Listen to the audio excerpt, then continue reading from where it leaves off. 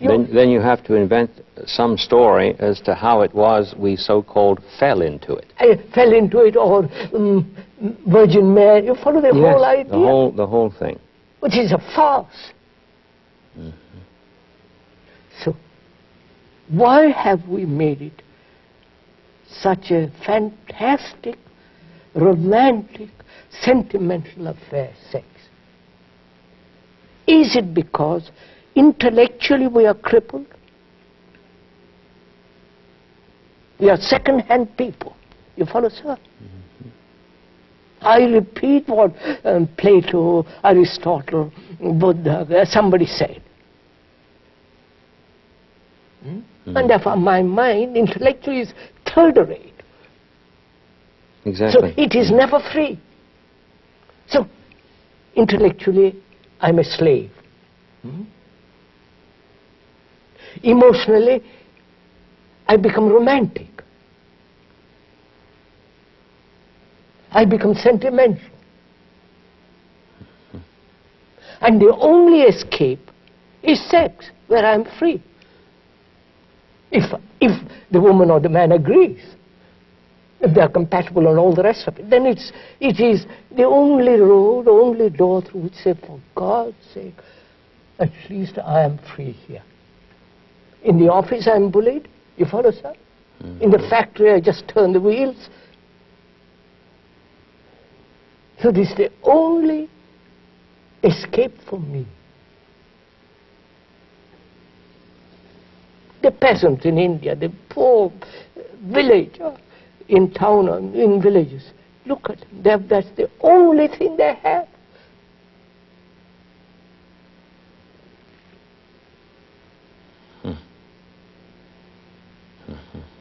And religion is something, yes, I agree, we should be celibate, we should be all the rest of it, but for God's sake, leave us alone with our pleasures, with our sex. Mm-hmm. So, if that is so, and it looks like that we're intellectually, morally, spiritually crippled human beings, degenerate, and this is the only thing that gives us some relief, some freedom. In the other fields, I have no freedom.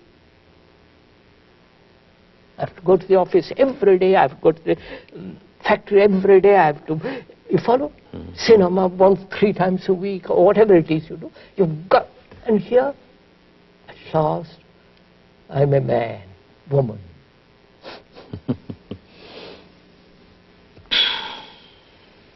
So I made this thing into an enormous affair. And if I'm not sexual, I find out why I'm not sexual. I spend years find out. You follow, sir? Mm-hmm. Books are written. It has become an nauseating thing, stupid thing. And we have to also, in relation to that, let's find out what is celibacy. Because they've all talked about it. Every religion has talked about it, that you must be celibate. And they said, Christian will say, Jesus was born immaculate. You follow it? Mm-hmm. And the Buddhists, I don't know if I was told of a story that the Buddha, the mother, conceived because she, out of, not human relationship, out of same thing. They don't want sex to be associated with a religion. So, and yet every priest is burning with it. Mm-hmm.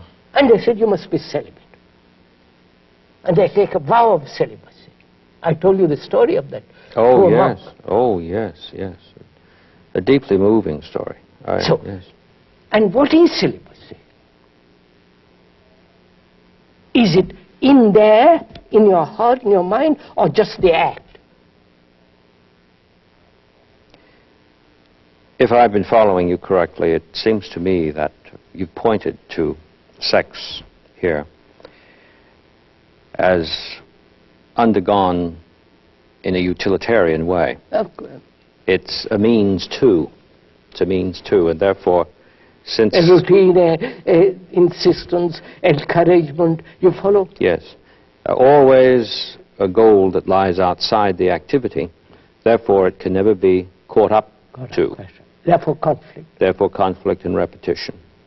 And therefore, what is celibacy? Is it the act or the mind that is chaste? You follow? It must be the mind. The chaste mind. Mm-hmm. Which means a tremendously austere mind. Not the austerity of severity and ruthless acceptance of a principle and all the rest of it. This goes back to the earlier conversation where we were talking about hurt. That's right. The chaste mind would never be hurt. Never. And therefore an innocent mind. Yes. Which has no picture of the woman or the man or the act, none of that imagination. Mm-hmm. This is very, very fundamental. I know in our conversations that I keep bringing up things that I've read and studied, because that has largely been the occupation of my life. And the thing that moves me so deeply in listening to you is that so many of the things that have been said over the centuries and written over the centuries ought to have been understood in the way that you have been presenting them. We even have a tradition, for instance, in Christian theology, that what is called the fall of man began at the point of imagination. Right. And yet that hasn't been properly understood, it seems to me. Otherwise, had it been properly understood, we would not be in this immense conflict that we're Christians have first invented the sin and then all the rest of it. It has been the cart before the horse. Yes, I do see what you're saying. So can the mind be chaste? Not can the mind take a vow of celibacy and remain and have burning desires, you follow? And we talked about the other day, about desire. We are burning with desire. All our glands are full of it. Mm-hmm. So, chastity means a mind that has no hurt, no image, no sense of pictures of itself, its appetites, its all. Can such a mind exist in this world? Otherwise, love is not. I can talk endlessly about love of Jesus, love of this, love of that, but it becomes so shoddy. Because it's love of. Yes. Yes. Yes. Love as an activity is not the same as love undertaken as a means. Yes, sir. So love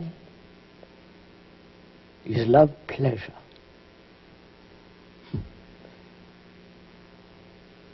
I can only answer, it is not, when I've understood pleasure. And understand not verbally but deeply, inwardly, see the nature of it, the brutality of it, the divisive process of it. Because pleasure is always divisive.